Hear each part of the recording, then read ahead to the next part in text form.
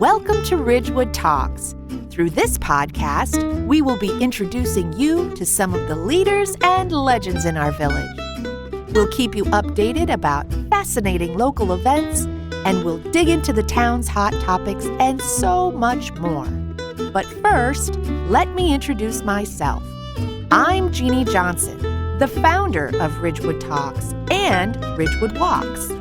The goal of these initiatives is to create a kinder, more connected, and more vibrant community. I'm thrilled to be co-hosting this podcast with my good friend and all-around wonderful guy, Jordan Kaufman. We look forward to meeting with you weekly and hearing your thoughts on who and what you'd like to learn about in our beautiful hometown. Enjoy this episode.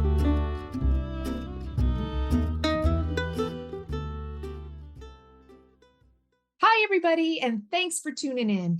I am excited to introduce you to two prominent members of our community and bring information to you about one of Ridgewood's oldest and most revered institutions, the Ridgewood Historical Society and Schoolhouse Museum. For those of you who don't know, the Historical Society is dedicated to preserving, collecting, researching, and interpreting historical information about our local area. It was created as a way to help future generations and current generations understand their heritage and the history of our village and Bergen County. So every year, since I don't know when, the Historical Society designs exhibits featuring items that tell a story about our hometown. The museum, of course, is inside one of Ridgewood's first schoolhouses. The little one-room schoolhouse, which opened in 1873, 150 years ago, was operational as a school until 1905. The schoolhouse is on the National Register of Historic Places and is the property of Old Paramus Church, but of course, it is maintained by the Ridgewood Historical Society. So today we're going to chat with one of our valued trustees, Vicky Herbert, who's been a member of the Ridgewood Historical Society for 20 plus years. And we're also going to speak to one of our newest and most enthusiastic members, Sarah Faranda. Like I said, we're going to talk about the importance of the Ridgewood Historical Society and Schoolhouse Museum. And there's absolutely nobody better to discuss that than Vicky Herbert, because she has invested so much of her time, talent, and treasure to this organization. And then we're also going to find out more about the 150th Schoolhouse Anniversary Gala coming up on Thursday, May 18th at Felina. So, ladies, welcome and thank you for being here. Thank you, Jean. We're happy to be here. So, Vicky, I'm going to start with you. I have been a fan of the schoolhouse for more than 20 years, but I have been officially involved since 2008. Okay. Well, did I get my facts right about when it was built and so on and so forth? You did your homework very well. Okay, perfect. So tell me, what are some of the things that you love the most about the Ridgewood Historical Society and Schoolhouse Museum? I think that having it be the steward of the general village knowledge and life of the village is really an important thing to do. We are destined to repeat history if we don't learn from it, especially these days. And I think that having our artifacts be a conduit to the future from the past is a very important thing to continue. Oh, I love that answer. That's so important. I agree. What are some of the items that are in the collection that are most meaningful to you? Well, I have a partiality to all the textiles and our vast costume collection. We have a very beautifully preserved 18th century dress that we don't show quite often because it is very delicate. We have a wedding dress from 1804 that is just magnificent. We are very happy to be the stewards for Henrietta Hawes's trousseau and her wedding dress. We also have her gavel from when she was president of the Women's Club. We have artifacts from the Lenape all the way up through 1989. We're always collecting because history never stops. Right. And you know, one of the items that I am the most intrigued with in the museum is the letter from George Washington. Can you tell us a little bit more about that? We are so very fortunate to have this as part of our collection. It was written by Washington, and he and his troops were stationed on the grounds of the old Paramus Reformed Church. He and his troops were living there on their way between battles. Unfortunately, they also were holding a court-martial trial there for General Lee for treason and abandonment. So Washington is speaking about the trial in this letter. So for it to be talking about what was happening right on the grounds beneath your feet where you're standing reading the letter, I think is so very special.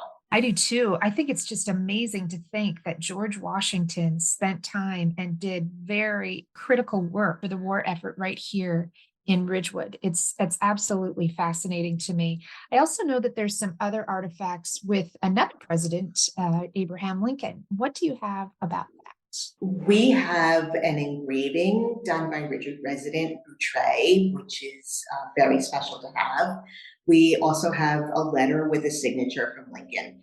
So it's just, and the school children especially love to come in and see these things from these icons that make them come to life and become actual real people who sign their names to things. Yeah, that's really cool. I also really love all of the farming equipment that you have in the museum. And I think the thing that has delighted me the most as I have been a member of this Ridgewood Historical Society is watching little kids come in. Now, if I am communicating this correctly, we really haven't had as many school groups in the building as we would like to have had over the last couple of years since COVID. Do you want to tell us a little bit more about that and why that sort of slowed down a little? Well, the world kind of stopped during the pandemic years. Hard to believe it's been 3 years, but we're on our 4th year of this nonsense. Before that, we did have pretty regular visits from the children in 3rd grade. Local history is part of the 3rd grade curriculum through the village. So 3rd grades would come and learn all about how this was a one-room schoolhouse and the bell would ring and draw all the children from the neighboring farms to come to school. They are fascinated by the fact that at the time you only had to go to school for 12 weeks. They did not have to be consecutive weeks because you were used for labor on your family's farm.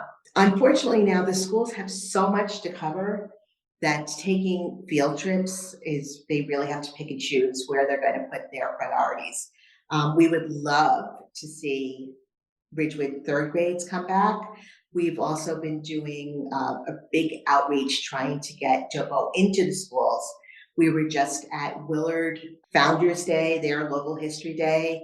We brought a dog and pony show into them, so that was fun. And we're hoping to Let me just make it clear. It wasn't a literal dog and pony show. It was just artifacts from the museum. But anyway. Exactly. Yes. Yes. We don't have pets on premises. And I believe you did something over at Ridge too, right? Yes. We were there for their International Day, and I guess I misspoke. I guess it was Ridge, not Willard. Oh, okay. That's fine. It's very exciting that we have this museum in Ridgewood. In fact, the Schoolhouse Museum is Ridgewood's only museum.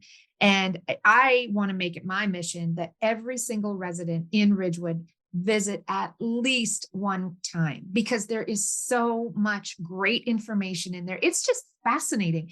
I mean, we are open every Saturday and Sunday from 1 p.m. to 3 p.m. And people can come in and they can take that entire time to look through everything that is in this particular exhibit, which is called Object Lessons. And again, I don't want anyone to miss this. It's located at 650 East Glen Avenue, right adjacent to the old Paramus Church, just walking the grounds. There's just something really special about it to know that area was so, again, pivotal in the founding of our nation. So with that, I want to also point out that it is the schoolhouse's 150th anniversary. As I mentioned in the introduction, the school was actually built in 1872, but it went into operation in 1873. So we're really excited to celebrate this milestone and to also, bring attention to this museum, bring attention to the school, to the Historical Society, and really how important it is to our community. So now I want to talk to Sarah for a minute. Sarah, tell us everything that you can about our gala. Absolutely. And just to echo, as a resident going to the Schoolhouse Museum, I highly recommend going. When you get there, everyone working at the museum is so willing to share all the stories, bring out photos. You could really sit there and get lost for hours. So I highly, highly recommend residents take their kids, go grab a coffee, go walk through it. It's something that you'll really get a lot out of. So, a little bit about the 150th anniversary gala. It's being held on Thursday, May 18th at Felina. And as we know, Felina is part of the historical downtown, Ridgewood. And we'll be having live music. So you could dress up, have fun, grab your girlfriends, go with your partner, make a night out of it. The Ridgewood Historical Society, they're all volunteers, volunteering their time. So anything you can donate outside, if you can't make the gala, if you could go and donate anything you can to help support these educational activities and preservation of the artifact. That's great. You know what? I'm really excited about the gala because one of my favorite bands, Sold Out, is going to be there. And for those of you listening who may not know this information, years ago, local musicians decided, you know what, we want to help support the Historical Society. So we're going to do an acoustic night and we're going to call it Unplugged. So all of these musicians in town came to the museum for a couple of weekends in the middle of winter every couple of years and had great concerts. That concert series grew so wildly that they've moved it now to the Hermitage. And that revenue that they generate from those performances, some of that comes back to the Historical Society, but it was a big chunk that is missing from our bottom line. And so that's another reason why we want to have this gala, because we really want to kind of refill our coffers from that absence. So we're really hoping that everyone who is a fan of Unplugged will come out again. Sold Out is one of the bands that is part of the Unplugged community. They are incredible. They play mostly 70s, 80s, and 90s hits, although I've asked them to play a couple of hits from the 1920s for this gala, which is going to be super exciting. Again, Sarah, you mentioned that it is cocktail attire, but if you want to dress up as a 1920s flapper, or you want to come with your pocket watch and your suspenders and your fedora, or what is it? Is it a fedora that they wore back in the 20s? I don't Yes. Okay. So if you want to dress up like that, love to see that too. That would be great. Our MC is former Mayor Ramon Heshe. We have a couple of auction items. Sarah, can you tell us a little bit about this auction items? Absolutely. So we will have a bunch of auction items, some including dinner at Ulrich, featuring the Emmy Award-winning culinary producer from Rachel Ray.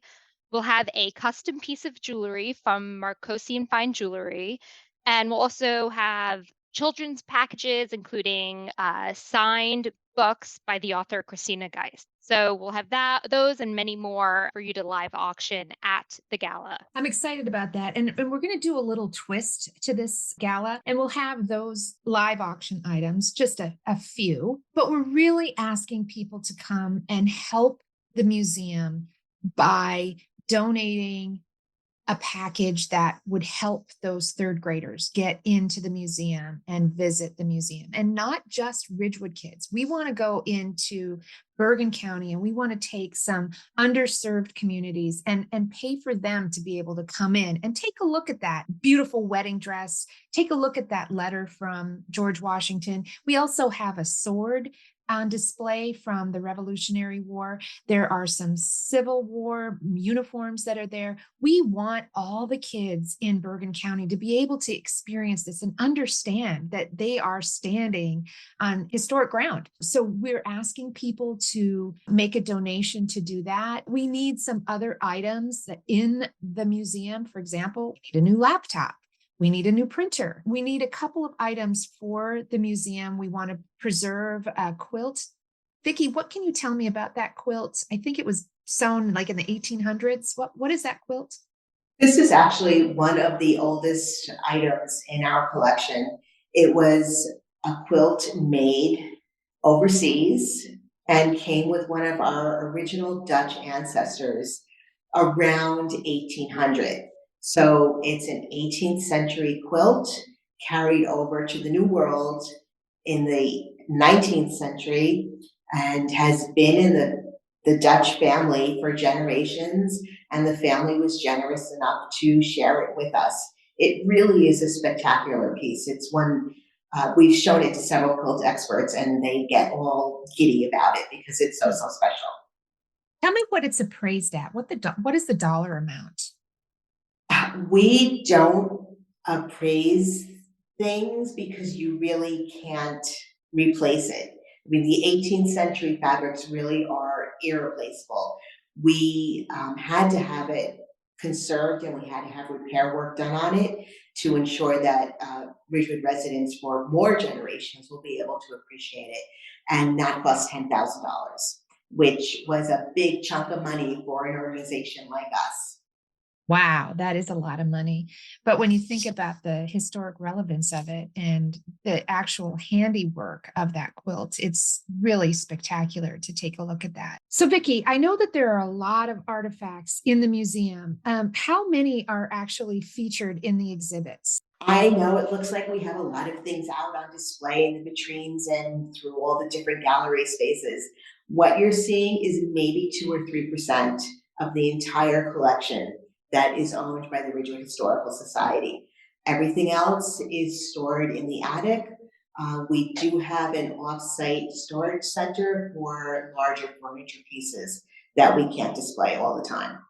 But there are tens of thousands of pieces that we own, which is why we do new exhibits every year to give every piece a chance to come out and play and be seen. That is so awesome. And I would imagine the operating budget is pretty extensive. You need a lot of money to be able to preserve those items and put those exhibits together and advertise and so on. So that's why this gala, I think, is so important. So those of you who are listening, we are just inviting you to come to one of the best celebrations in town this year, Thursday, May 18th at Felina.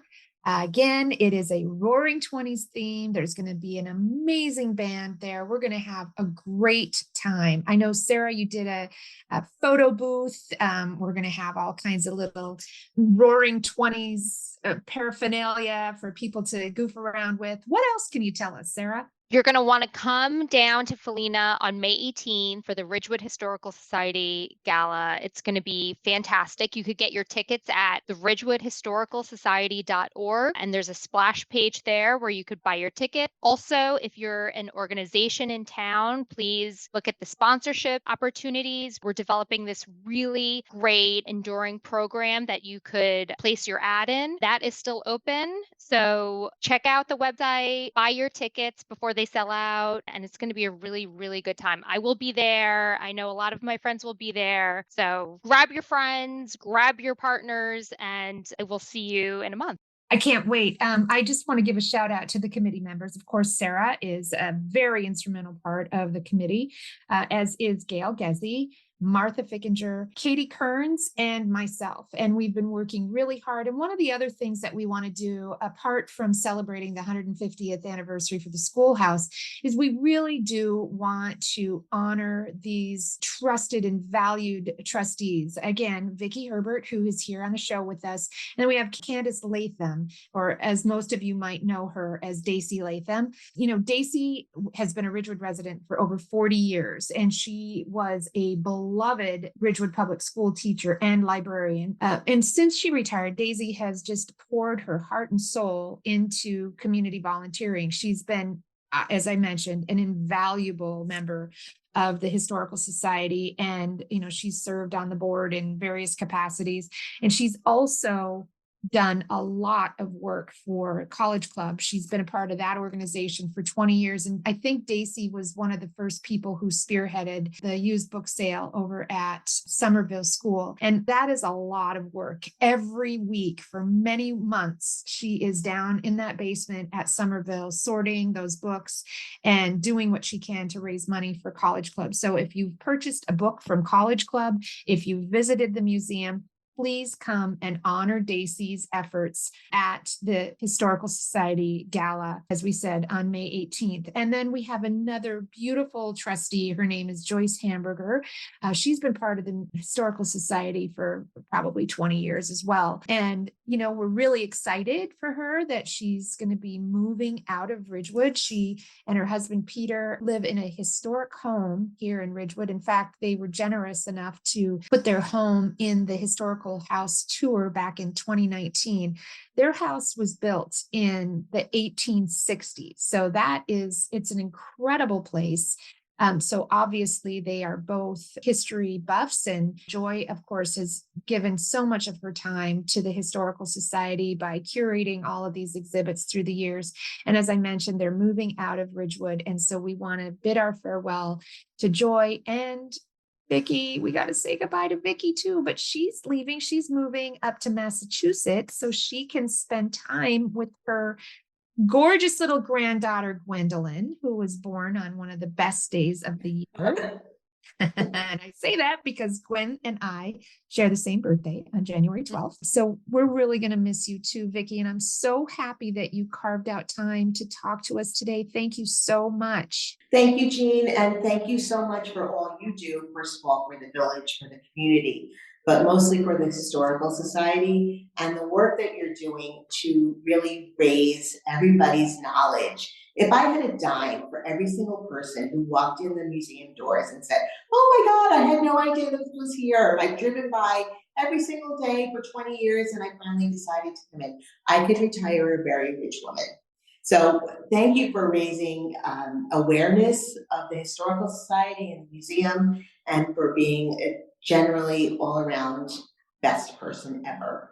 Oh, you're so sweet. Thank you so much. And Sarah, thank you for jumping on. I can't tell you, knowing now that Vicky and Joy are moving on, it's such a relief that somebody of your caliber who can I'm not going to tell you, you cannot surpass their energy, but you come very close. And I'm so grateful. So thank you for all of the things that you are doing to, again, like Vicky said, bring awareness to the Historical Society and the museum. It's so very, very important. So thank you. Yeah, thank you both. I mean, I echo Vicky's sentiment of you just got to go to the museum. It's a great activity to take your kids to on the weekend. I think you said it was open 1 to 3 on Saturday and Sunday. And, these great people have such a rich history in their mind of they could tell you stories about all these pieces. It's really fascinating. And don't forget to buy your tickets to the gala. So if you can't make it to the gala, go ahead and get to the ridgewoodhistoricalsociety.org website, and you can just make a donation to the Friends of the Schoolhouse. There's all sorts of levels that you can donate. And most importantly, please come and visit the museum. You won't regret it. Ladies, again, thank you so much. I really appreciate it. Have a good Thank you. Thank you.